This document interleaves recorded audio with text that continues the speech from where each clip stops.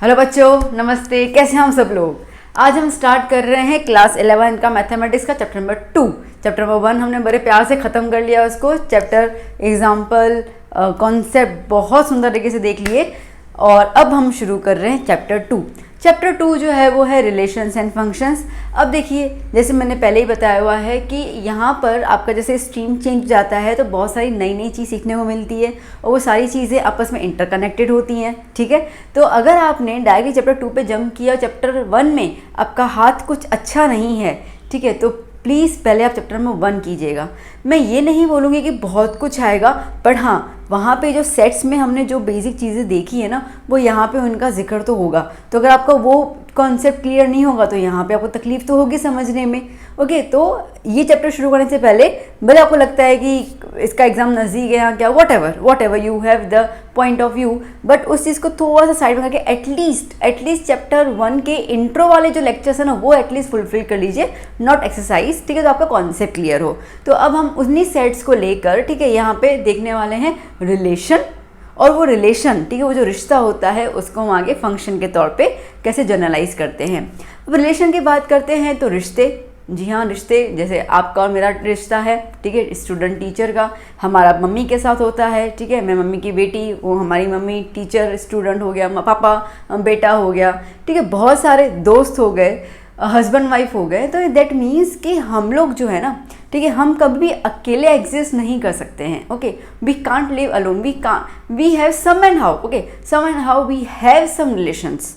ठीक है, भगवान के साथ रिलेशन करो तो आत्मा और परमात्मा का रिलेशन, ठीक है। तो जो लोग कहते हैं कि हम अकेले हैं, पर फिर भी वो अकेले नहीं हैं, क्योंकि वो उनका संबंध भगवान के साथ रहता है, तो वो सीधी सी बात है, भगवान और परमात्मा का, परमात्मा एंड आत्मा का रिलेशन हो जाता है। तो पॉइंट क्लियर आ गई कि यहाँ पर अगर हम बात कर रहे हैं तो हम जो रिश्तों की बात करेंगे, उन रिश्तों के अंदर कम से कम, ठीक है, हमें 2 सेट्स ज़रूर होने चाहिए, मतलब कि 2 लोग, ओके, आप और मैं, ओके, आप मेरे बच्चे, मैं आपकी टीचर, तो ऐसे रिलेशन होने चाहिए। तो 2, जैसे कि मैरिज में हस्बैंड वाइफ, ओके, तो 2 जाके एक जोड़ा बनाता है, ओके, पेयर।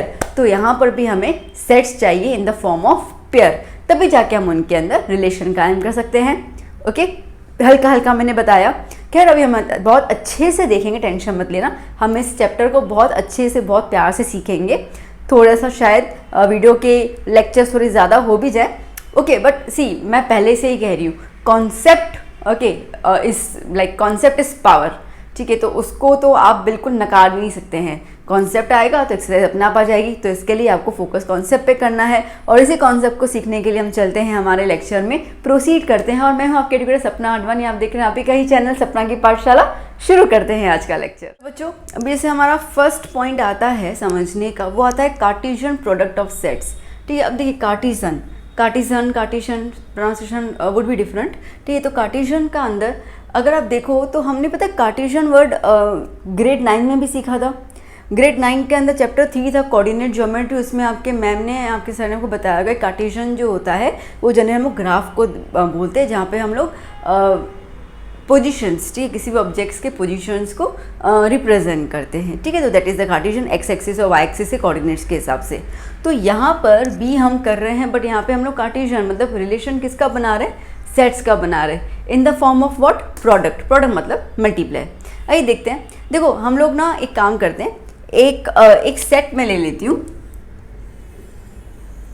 ठीक है, यहाँ पे ये एक सेट ले लिया मैंने और एक ये मैं दूसरा सेट ले लेती हूँ। यहाँ पे, ठीक है, मैं ये कहती हूँ कि ये जो मेरा पूरा जो सेट है वो है ट्राउज़र्स का, और ये जो है वो मेरा है शर्ट्स का। ठीक है, तो अब ट्राउज़र में एक मैं ले लेती हूँ ब्लैक जीन्स, ठीक है, और एक मैं ले लेती हूँ ब्लू डेनिम। ओके, ये हो गया ब्लैक जीन्स और ये ब्लू डेनिम, बहुत सिंपल सी बात है। और मैंने शर्ट्स में एक मैंने ले लिया वाइट शर्ट, ठीक है, एक मैंने ले लिया यहाँ पर ब्लैक शर्ट ले लेते हैं, एक ले लेते हैं हम लोग रेड शर्ट, ठीक है, और वाइट ब्लैक रेड, और कौन सी अच्छी लगती है, ब्लू ले लें, ठीक है, चलो ब्लू शर्ट, क्लियर। तो अब यहाँ पर अगर आपसे पूछा कहते हैं कि भाई देखो हमने आपको 2 पैंट दे दी हुई है, ठीक है, एक ब्लू और एक ब्लैक, और मैंने आपको यहाँ पे 4 शर्ट्स दिए हुए हैं। आप इसको किस किस पेयरिंग में पहन सकते हो, ठीक है, समझ आया? शर्ट और पैंट पेयरिंग में पहनेंगे ना, ठीक है। तो यहाँ पे रिश्ता बनाना है हमको पैंट और शर्ट के साथ, ठीक है। तो कह रहा है कि आप किस किस पेयरिंग में पहन सकते हो। तो आप कहोगे कि ठीक है, पेयरिंग तो मिल ही जाएगी ना। अगर हम लोग ब्लैक को वाइट के साथ भी पहन सकते हैं, बहुत अच्छा पेयरिंग लगता है, ब्लैक और वाइट, ओके, ब्लैक ट्राउज़र और वाइट शर्ट, ओके। फिर एक और आ सकता है, ठीक है, ब्लैक ट्राउज़र के साथ ब्लैक शर्ट भी अच्छा लगता है बहुत, ओके। फिर हम ये भी बोल सकते हैं कि ब्लैक ट्राउज़र के साथ रेड शर्ट भी कातिल लगेगा, और ब्लैक ट्राउज़र के साथ ब्लू कलर का शर्ट भी अच्छे से जचेगा, ओके। तो इसका मतलब ये है कि ब्लैक जो है वो चारों शर्ट के साथ इस पेयरिंग में जा सकता है। मतलब these are the combinations of black jeans and the 4 coloured shirts, ठीक है। अगर हम ब्लू की बात करते हैं तो ब्लू के साथ भी वाइट शर्ट बड़ा अच्छा लगता है, ओके। फिर हम बात करते हैं ब्लू के साथ, ओके, ब्लू के साथ जो ब्लू जीन्स होती है, ऊपर से आप ब्लैक कलर का शर्ट पहनिए, कितने हैंडसम लगेंगे। फिर हम बात करते हैं ब्लू के साथ रेड, ये एक नया कॉम्बिनेशन हम देख सकते हैं, ओके। और फिर आता है ब्लू के साथ ब्लू भी, बहुत सारे मैंने देखे हुए हैं ब्लू जीन्स के साथ ब्लू ऊपर के शर्ट पहनते हैं, वाह। तो basically these are the combinations, okay. तो अगर हम इन कॉम्बिनेशंस को देखें तो ब्लैक वाइट के साथ, ब्लैक ब्लैक के साथ, ब्लैक रेड के साथ, ब्लैक ब्लू के साथ। सिमिलरली अगर हम देखें तो ब्लू के साथ कॉम्बिनेशन वाइट, ब्लैक, रेड और ब्लू, ठीक है। तो ये जो रिलेशन आया, ठीक है, ये जो कॉम्बिनेशंस आए, इसको हम कहते हैं रिलेशन। बात समझ में आई, ठीक है। ये जो कॉम्बिनेशन है ये हम कहते हैं रिलेशंस। अब बट ऑब्वियसली अगर हम इसको लिखना चाहेंगे तो हमें इसको लिखना होगा सेट के फॉर्म में। तो हम लोग ये बोल सकते हैं कि एक सेट हमें दिया हुआ है ट्राउज़र का और एक सेट हमें दिया हुआ है शर्ट्स का, तो उनका कॉम्बिनेशन क्या होगा। तो हमें पता है सेट्स हम हमेशा कर्ली ब्रैकेट में लिखते हैं, तो इसके लिए कॉम्बिनेशन लिख के हम लोग क्या कहेंगे, कर्ली ब्रैकेट बता देंगे। क्लियर हो गया, बात आई समझ में। ये बेसिकली मैं आपको बता रही हूँ कि हम रिलेशन कैसे करते हैं, ठीक है। हालांकि इतना लंबे में से कोई जाने की ज़रूरत नहीं होता, वो तो हम सम के थ्रू काफ़ी डिस्कस कर लेंगे, बट आपका कॉन्सेप्ट क्लियर होना चाहिए, ठीक है। तो रिलेशन कह किसको रहे हम लोग, तो मेरे पास 2 सेट्स हैं, ठीक है। एक सेट का एलिमेंट बी सेट के दूसरे सेट के सारे एलिमेंट्स के साथ कैसे पेयरिंग बना रहा है, okay. Similarly second element of the set ए पहले सेट का दूसरे सेट के बाकी एलिमेंट्स के साथ कैसे पेयरिंग बनाता है। तो सेट ए और सेट बी का जो कॉम्बिनेशन बनेगा, ठीक है, उसको हम कहते हैं प्रोडक्ट ऑफ सेट्स। तो ये बेसिकली हमने प्रोडक्ट किया। अगर मैं इस सेट को ए नाम दे दूं, A is a set of trousers and B is a set of shirts, तो बेसिकली ये मेरा आंसर निकला ए क्रॉस बी, ठीक है। क्या आंसर निकला, A cross B. A the first set, cross मतलब प्रोडक्ट, ओके। तो फर्स्ट सेट का प्रोडक्ट सेकंड सेट के साथ कितने कॉम्बिनेशंस दे सकता है। क्लियर हो गया, ध्यान देना, बहुत इंपॉर्टेंट वाली बात है, ठीक है। बी क्रॉस ए का आंसर ये नहीं हो सकता है, ठीक है। बी क्रॉस ए का ये आंसर नहीं होगा। बी क्रॉस ए के हिसाब से हमारे पूरे सेट्स ही रिवर्स हो जाएंगे। फिर तो हम ये कहेंगे कि अच्छा व्हाइट शर्ट के साथ ब्लैक जीन्स अच्छी लगेगी, वाइट शर्ट के साथ ब्लू जीन्स अच्छी लगेगी, ओके। तो हम लोग इस तरीके से करेंगे। मैं यहाँ पे आपको थोड़ा हल्के से बता दूँ तो आपको क्लियर हो। तो जैसे ये मेरा हो जाएगा, ठीक है। तो अब अगर मैं यहाँ पर वाइट, ब्लैक, रेड और ब्लू, ठीक है, और ये ब्लैक, और यहाँ पर मैं यहाँ पे लिखती हूँ ब्लैक और ये ब्लू, ठीक है, ये ट्राउजर्स हुए। तो क्या होगा बेटा, देखो वाइट ब्लैक के साथ जाएगा, वाइट ब्लू के साथ जाएगा, ठीक है। फिर ब्लैक शर्ट ब्लैक के साथ जाएगी, ब्लैक शर्ट ब्लू ट्राउज़र के साथ जाएगी। फिर red and blue, blue red, इस तरीके से।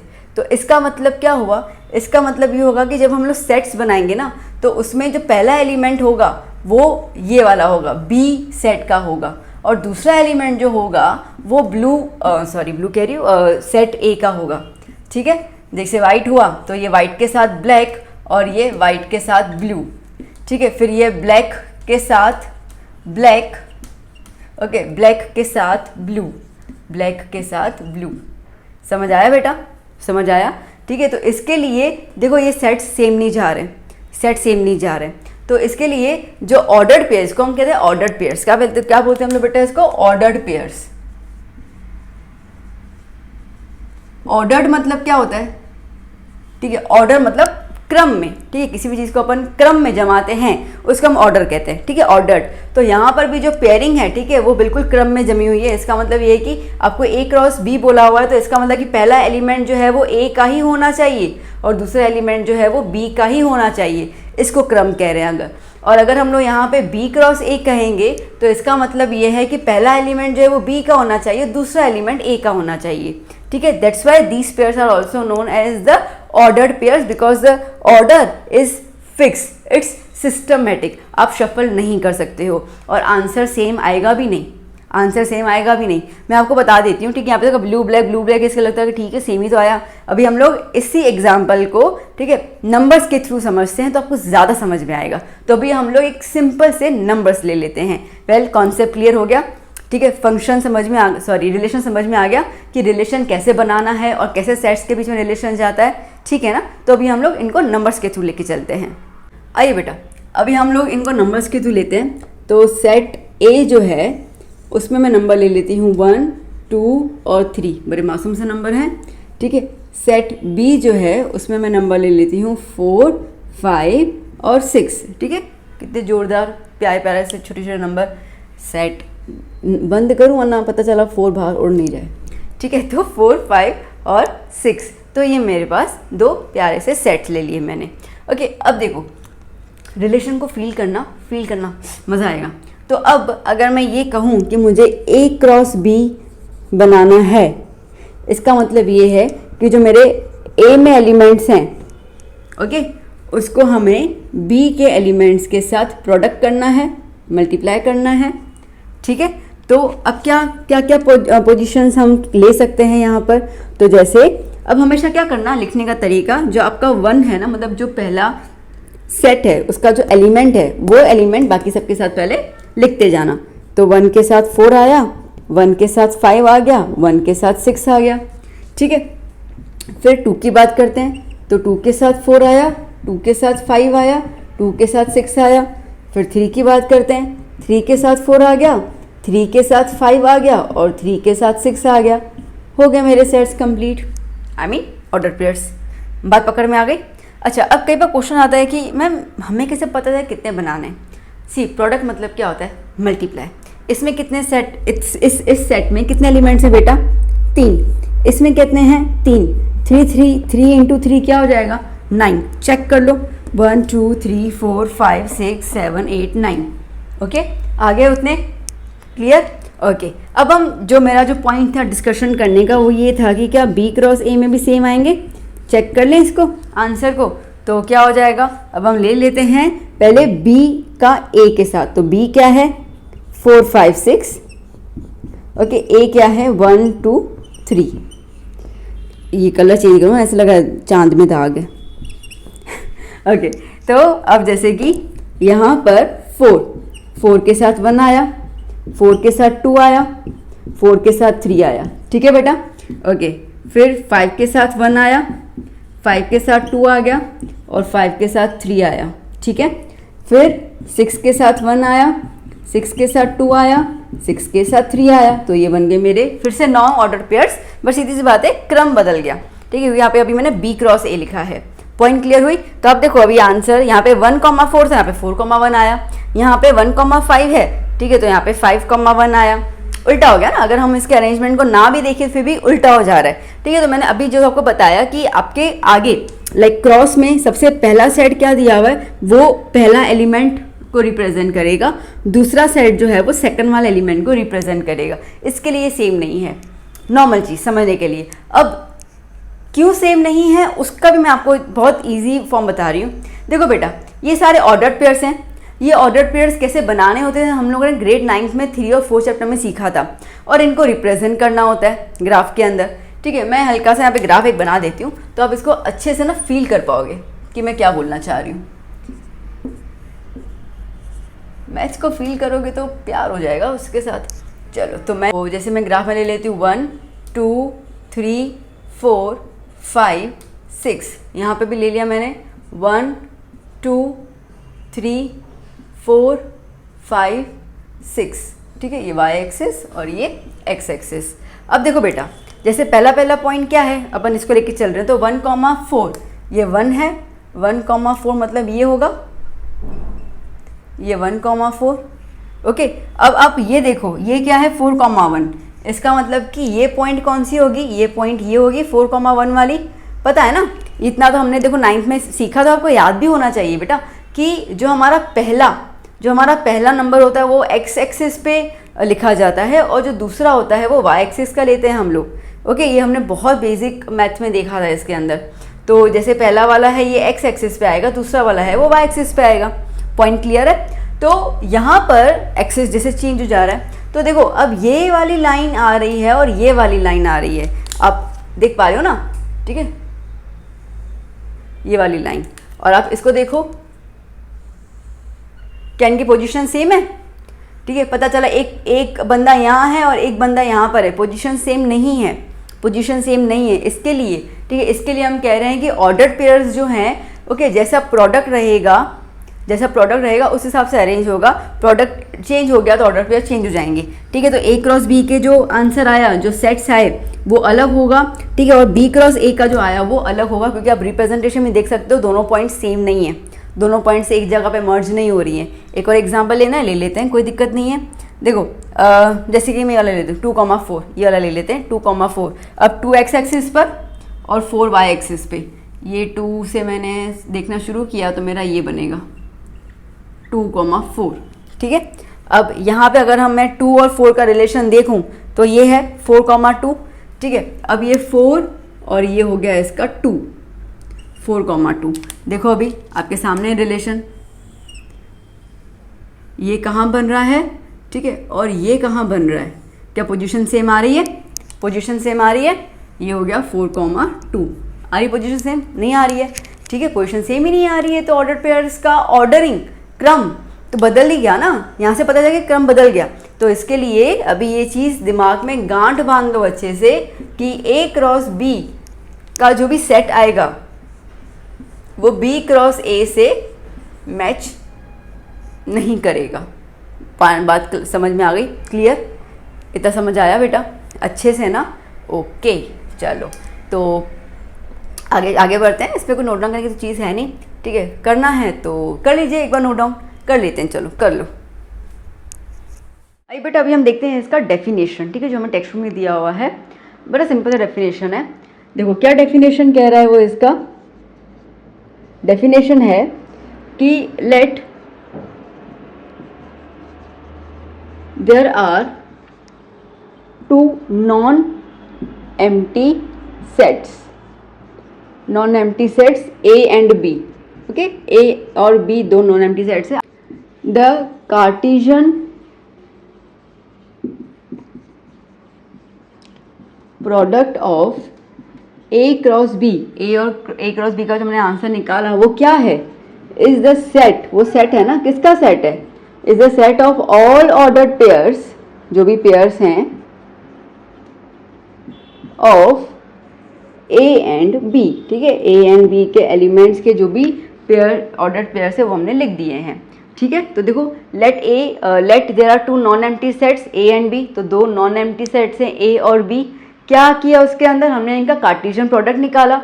So the Cartesian product of A and B, या A cross B, okay, A इसको क्रॉस कहते हैं, तो A क्रॉस B का जो कार्टेशियन प्रोडक्ट है is the set of all the ordered pairs of A and B, ठीक है। तो of all the ordered pairs of elements of A and B, elements ले रहे ना हम इसके अंदर, ठीक है, of all the order pairs of elements of A and B।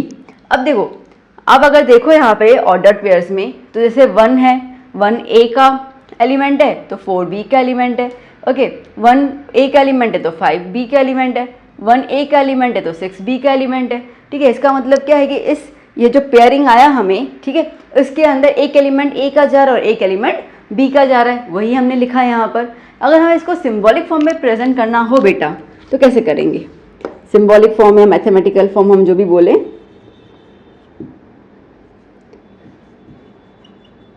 Okay, symbolic form तो कैसे करेंगे हम लोग इसके अंदर, हम लोग ये कहेंगे कि हमारे पास जो सेट है ए क्रॉस बी का, ए क्रॉस बी में जो भी हमारे एलिमेंट्स है वो क्या है, ए बी एलिमेंट्स है, मतलब ए के एलिमेंट और बी के एलिमेंट है। ठीक है, कैसे एलिमेंट्स हैं, सच दैट ए जो है वो ए को बिलोंग कर रहा है और बी जो है वो बी को बिलोंग कर रहा है। सिंपल, क्लियर हो गया। तो आप देख सकते हो ना, ठीक है, हमने अभी डिस्कस किया ए के ये अपने ए के एलिमेंट्स हैं, ठीक है, तो वो ए को बिलोंग कर रहे हैं और बी वाले जो है 4 5 6 वो बी को बिलोंग कर रहे हैं। तो इस तरीके से हमारे प्रोडक्ट का सिंबॉलिक फॉर्म आ गया। ये बात पकड़ में आई, कनेक्ट कर सक रहे हो मेरी बात को, समझ में आया कि कैसे रिलेशन बनाना है। ये रिलेशन बना रहे हैं, ठीक है, दो सेट्स के बीच का हम लोगों ने ये रिलेशन बनाया है। ठीक है बेटा, इतना समझ में आ गया। ओके, अब हम लोग क्या करेंगे, अब हम इसके कुछ ऑब्जर्वेशंस की बात कर रहे हैं। आइए बेटा देखते हैं क्या करना है। ऑब्जर्वेशंस ना, सबसे पहला ऑब्जर्वेशन हम बात करेंगे। देखो बेटा, ए और बी में से अगर कोई भी सेट एम्प्टी हुआ तो हमारा ऑर्डर्ड पेयर क्या निकलेगा, एम्प्टी, सीधी सी बात है। ठीक है, देखो, इफ ईदर ए और B is empty set, then A cross B equals to क्या हो जाएगा, एम्प्टी सेट ही हो जाएगा। लॉजिकल है। जैसे ए के अंदर हम लोग लेते हैं 1 2 3, ठीक है, बट बी जो है वो खाली है, बी एम्प्टी सेट है, बी खाली है, तो मेरे को पता आप किससे मल्टीप्लाई करोगे, आप रिलेशन बनाओगे किसके साथ, किसी के साथ नहीं बना सकते, क्योंकि सामने कोई है ही नहीं ना, कोई मेंबर ही नहीं है, तो आप कैसे रिश्ता बनाओगे। तो जब कोई मेंबर नहीं है और रिश्ता बनेगा नहीं तो प्रोडक्ट क्या आएगा उसका, प्रोडक्ट क्या हो जाएगा उसका, नल सेट हो जाएगा, नल सेट हो जाएगा। पकड़ पा रहे हो मेरी बात को, समझ में आ रहा है अच्छे से। यस, इस तरीके से हम लोग इस कुछ ऑब्जर्वेशंस, तो दैट्स वाई, ठीक है, दैट्स वाई जो हमारा मेन डेफिनेशन है उसमें हमने ये पहले ही बता दिया कि ए और बी कैसे होने चाहिए, 2 नॉन एम्प्टी सेट्स होने चाहिए। कैसे, 2 नॉन एम्प्टी सेट्स, क्योंकि एम्प्टी सेट अगर एक भी एम्प्टी सेट हुआ तो हमारा आंसर नल सेट हो जाएगा। अब हम शुरू करते हैं सेकंड। सेकंड क्या कह रहा है, if there are p elements in A and q elements in B, then A cross B is nothing but P into Q। और ये चीज़ मैंने आपको अभी भी बता दी, इसके पहले वाला एग्जांपल लिया तो मैंने आपको एक्सप्लेन भी कर लिया था। अरे बहुत सीधी सी बात है बेटा, देखो ना क्या हो रहा है, P एलिमेंट्स इन A, जैसे कि A के अंदर हमने यहाँ पे लिया है, ठीक है, A के अंदर हमने यहीं पे देख लो हमने क्या लिया है, 1 2 3, मतलब 3 एलिमेंट्स ए में है। बी में क्या लिया, 4 5 6, मतलब 3 एलिमेंट्स बी में है। ठीक है, तो इन्होंने क्या बोला है, पी ए क्रॉस बी में कितने एलिमेंट्स होंगे, पी इंटू क्यू, मतलब यहाँ पे 3 इंटू 3 है। ठीक है, 3 इंटू 3 कितना हो जाएगा, 9। तो चेक कर लो, करो चेक यहाँ पर 9 है कि नहीं है, 1 2 3 4 5 6 7 8 9 है ना, 9 एलिमेंट्स। ओके, यही चीज़ वो कह रहे हैं। ओके, तो दैट मीन्स कि जब भी आप ए क्रॉस बी करोगे तो उनके एलिमेंट्स को आप मल्टीप्लाई कर लेना, तो you will come to know कि कितने टोटल एलिमेंट्स बनेंगे, तो इसमें गलती भी नहीं होगी यहाँ पे। तो बेसिकली इनका बोलना ऐसा है कि number of elements of A and number of elements of B को आप क्रॉस करोगे तो आपको यहाँ पर number of elements of P into Q मिल जाएगा, क्योंकि P and Q are the elements of A and B. ठीक है, ओके, तो ये हमारा सेकंड पॉइंट। अब हम चलते हैं थर्ड ऑब्जर्वेशन की तरफ। देखो बेटा, अब अगर हम ये कह रहे हैं इफ ईदर ए और B is infinite set, then A cross B के भी कितने सेट्स हो जाएंगे, इनफाइनाइट। सीधी सी बात है।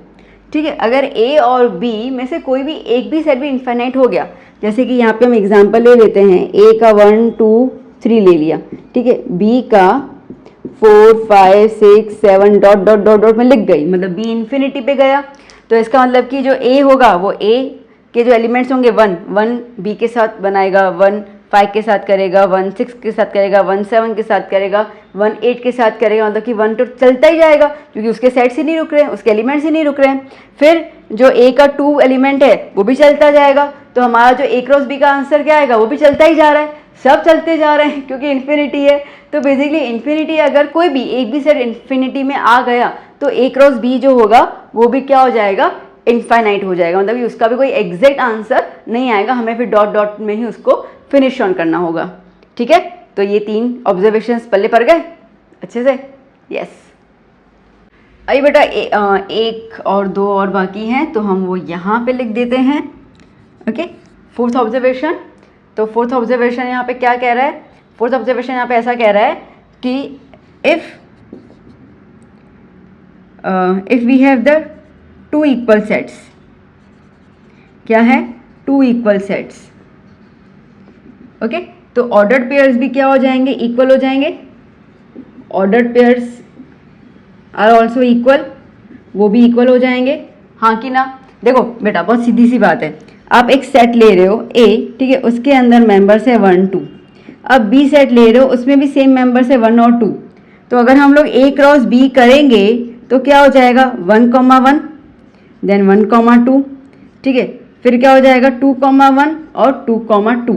अब बेसिकली इसका मतलब ये है, और बी क्रॉस ए करोगे फिर भी आंसर सेम मिलेगा। ठीक है, इसका मतलब ये है कि जो ये x है और ये y है, ये दोनों सेम एलिमेंट से अलग अलग सेट के, सेम एलिमेंट से अलग अलग सेट के। ठीक है, इसका मतलब कि x और y दोनों सेम हो गए। यहाँ पे मैं x को a का मेंबर भी बोल सकती हूँ, तो देखा जाए मैं x को b का मेंबर बोल सकती हूँ ना। ठीक है, आई कैन से ना कि x, y और y, x यहाँ पे सेम है, हाँ कि ना। ठीक है, यहाँ पर भी x, y और y, x सेम है, बात पकड़ में आ रही है। ठीक है, इसका मतलब कि देखो हमारे पास जो कोऑर्डिनेट्स होते हैं वो x, y में होते हैं। x, y को y, x कब कहेंगे बेटा, जब दोनों के आंसर सेम होंगे, जब दोनों की पेयरिंग सेम होगी, 1 1 होगी। ठीक है, तो यहाँ पे 1 1 हो गया, यहाँ 2 2 हो गया, तो यहाँ पर भी 2 2 हो गया। बात आई समझ में। तो इन शॉर्ट मेरे बोलने का यहाँ पे इतना सीधा सा मतलब है कि अगर हमारे पास ऑर्डर्ड पेयर्स सेम आते हैं, इसका मतलब ये है कि हमारे जो सेट्स होंगे वो कैसे होंगे, इक्वल सेट्स होंगे। इक्वल सेट्स का मतलब ये है कि उनके अंदर जो एलिमेंट्स होंगे वो सेम होंगे। ठीक है, इसके लिए x जो है वो y की जगह ले पा रहा है और y जो है वो x की जगह ले पा रहा है। तो एक लास्ट एक ऑब्जर्वेशन हमारा रह जाता है। ठीक है, उसमें स्पेस नहीं है तो मैं डेफिनेशन जो है वो रब कर देती हूँ, क्योंकि आपको मीनिंग समझनी है, डेफिनेशन लिखने को तो इतना कुछ आएगा नहीं, हालांकि टेक्स्ट बुक के अंदर वो ऑलरेडी अच्छे लेटर्स में सेम दिया हुआ है। तो हम लोग अभी इसको रब कर लेते हैं ताकि फोर्थ वाला ऑब्जर्वेशन देख लें। देखो वो जो फोर्थ क्या कह रहा है, फोर्थ कह रहा है अगर हमारे पास 3 सेट्स हैं, ठीक है, A B and C are 3 sets, तो उनके ऑर्डर्ड पेयर्स जो होंगे वो क्या होंगे। अब देखो पेयर तो होंगे नहीं, पेयर मतलब क्या होता है, 2 जोड़ी। यहाँ पे अगर 3 सेट्स हैं तो सीधी सी बात है एलिमेंट्स भी कितने होंगे, एक ब्रैकेट में 3 एलिमेंट्स होंगे, बहुत कॉमन सी बात है। ठीक है, एक एलिमेंट ए का होगा, एक बी का होगा, एक सी का होगा, तो इसका मतलब कि यहाँ पे ऑर्डर्ड पेयर नहीं बनेगा, यहाँ पे ऑर्डर्ड क्या बनेगा, यहाँ पे ऑर्डर बनेगा ट्रिपलेट। क्या बनेगा, ट्रिपलेट। समझ आया बेटा, क्लियर हुआ। देखो अब बेसिकली ये चीज़ हमारे टेक्स्ट बुक में नहीं है। ठीक है, मतलब बिल्कुल नहीं, ऐसा नहीं है, उनको थोड़ा चेंज किया गया है। इन्होंने ये नहीं बोला है कि ए बी सी तीनों अलग अलग हैं, ये कह रहे हैं कि अगर, ठीक है ये नहीं चल रहा, तो ये कह रहे हैं कि अगर यहाँ पे आपके पास सेम सेट है ए क्रॉस ए, ठीक है, तो ए क्रॉस ए के हिसाब से जो ऑर्डर्स बनेंगे उनको हम क्या बोलेंगे, ऑर्डर ट्रिपलेट बनेंगे। अब देखो बेटा क्या क्या क्या यहाँ पे इतना कुछ चेंज आ रहा है। आप यहाँ पे ए बी सी ले रहे हो, आप बी और सी में 2 अलग अलग एलिमेंट्स लोगे, यहाँ ए इंटू ए करोगे, कोई दिक्कत तो बात है ही नहीं ना। ठीक है, कॉन्सेप्ट तो वही लगना है, यहाँ पर क्या दिक्कत है। तो बेसिकली अगर हमारे पास 3 सेट्स आएंगे, तो जैसे कि मैं यहाँ पे ले लूँ कि ए जो है वो मेरा है 0 1, ठीक है, तो बट ऑब्वियसली मुझे ए क्रॉस ए करना है, तो ए क्रॉस ए के हिसाब से अब पहले तो 2 करूँगी ना मैं। ठीक है, ए क्रॉस ए के साथ आंसर क्या आएगा मेरा, देखो 0 1 क्रॉस 0 1 ले लिया मैंने, ए क्रॉस ए लिख दिया, तो क्या हो जाएगा 0 0 फिर 0 1 0 0, ठीक है, देख पा रहे हो ना, 0 0 फिर 0 1। अब क्या आएगा 1 0 और 1 1, ठीक है, क्लियर। अब यहीं पर ही मैं एक और ट्रिपलेट ले लूँ, मतलब कि एक और नंबर ले लूँ और उसके साथ मैं इसको करूँ, मतलब ए का ही मैंने 0 1 ले लिया और उसके साथ हम लोग इसका ऑर्डर पेयरिंग कर रहे हैं, तो क्या हो जाएगा, देखो अब ये 2 तो हैं ही ऑलरेडी, 0,0, फिर क्या आ जाएगा 0, फिर क्या हो जाएगा 0,1 0, ठीक है। ये क्या हो जाएगा 1,0 0 और ये हो जाएगा 1,1,0, ठीक है। अभी हम लोग इन सबको सेकंड वाले के साथ मर्ज करेंगे। समझ आ रहा, दिख रहा है अच्छे से? देखो अब क्या करेंगे 0 0,1, फिर क्या आएगा 0 1 1, फिर क्या हो जाएगा, ठीक है 1 0 1, और फिर क्या हो जाएगा ये वाला लास्ट 1 1 1, ठीक है। तो इसका मतलब ये है कि अगर हम लोग यहाँ पे 3 सेट्स लेते हैं तो हमारा जो ऑर्डर ट्रिपलेट बनेगा, तो उसके अंदर देखो ऑर्डर पेयर में हमारे एक ब्रैकेट में कितने आए, 2 एलिमेंट्स आए। ट्रिपलेट में कितने एलिमेंट्स आएंगे, 3 एलिमेंट्स आएंगे, 1 2 और 3। बहुत कॉमन सी बात है, ठीक है। तो वही चीज़ जो है ये बता रहे हैं। अच्छा, इसमें भी कितने एलिमेंट्स बनेंगे, सेम है। देखो बेसिकली कितने हैं यहाँ पर, ए में कितने हैं, 2 हैं, ठीक है। तो अगर मैं ये ए के 2 एलिमेंट्स ले रही हूँ, ये ए के 2 और ये ए के 2, कितने हो जाएंगे 2 2 4 4 2 8। चेक कर लेते हैं, 1 2 3 4 5 6 7 8, बन गया 8 elements. Okay sorry 8 pair, 8 order triplet, ठीक है। तो बन गए हमारे 8 ऑर्डर ट्रिपलेट्स। क्लियर हो गया था बेटा? तो बस ये चीज़ है, इसको हम लोगों को 1 2 एग्जाम्पल और क्वेश्चन आएंगे, उसमें हमें अप्लाई करना है। ज़्यादा तो कुछ है नहीं, मतलब कठिन वाली चीज़ तो कुछ नहीं है, क्योंकि हम लोग उसी कॉन्सेप्ट को, यहाँ पे इन्होंने ट्रिपलेट दिया है, एक और भी सेट दे देंगे तो क्या फ़र्क पड़ेगा, ठीक है। जो अपना ट्रिपलेट का आंसर आया उसके साथ उसको भी क्रॉस में प्रोडक्ट कर लेंगे, तो इससे कुछ भी नहीं बदलने वाला है। बिकॉज कॉन्सेप्ट जो हमने समझ लिया, वो कॉन्सेप्ट में आपको 2 सेट्स दे या 4 सेट्स दे, कुछ फ़र्क नहीं पड़ता, करने का तरीका पूरा वही रहेगा। ओके बेटा, समझ आया ये सब कुछ, ठीक है। तो ये हम लोगों ने अच्छे से इंट्रो चैप्टर 2 का जो अच्छे से इंट्रो है वो हमने देख लिया। आई होप आपको सारे के सारे पॉइंट्स क्लियर हो चुके होंगे। और प्लीज़ पहले तो आप ये वीडियो पॉज करके इसको नोट डाउन कर लीजिए, फिर हम बात करते हैं।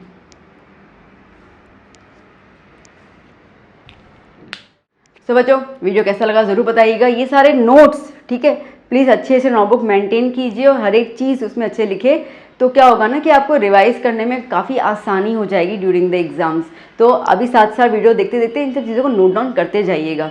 और स्पेशली जो बच्चे अभी, क्योंकि अभी 11th में आए हैं, बट अभी 10th का काफ़ी मेहनत करके 11th में आए, तो वो लोग 11th को थोड़ा लाइटली ले रहे।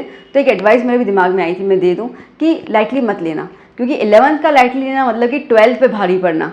ओके, ज़्यादा पैनिक नहीं होना है। साइंस लिए बहुत सारे बच्चे पैनिक हो जाते हैं, डिप्रेशन में, क्योंकि क्या होता है ना, सोसाइटी वाले साइंस लिया ध्यान देना, मतलब बहुत डराते हैं, ठीक है। तो वो नहीं करना है, उसको देखकर डिप्रेशन में तो नहीं जाना है।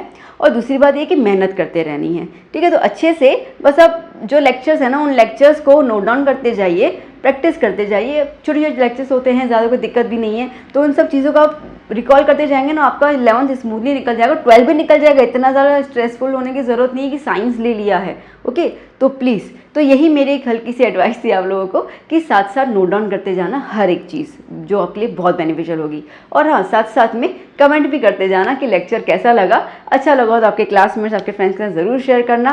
वीडियो पे नए हैं तो ज़रूर सब्सक्राइब करना, और चैप्टर 2 स्टार्ट करने से पहले चैप्टर 1 के वीडियो ज़रूर देख लेना, ताकि आपके कॉन्सेप्ट जो है वो सुपर पावरफुल हो जाए। तो हम मिलेंगे हमारे नेक्स्ट सेक्शन के साथ। टिल देन क्या करोगे आप? Yes, keep learning, keep hard working. हम मिलते हैं नेक्स्ट लेक्चर में। Till then bye bye, take care.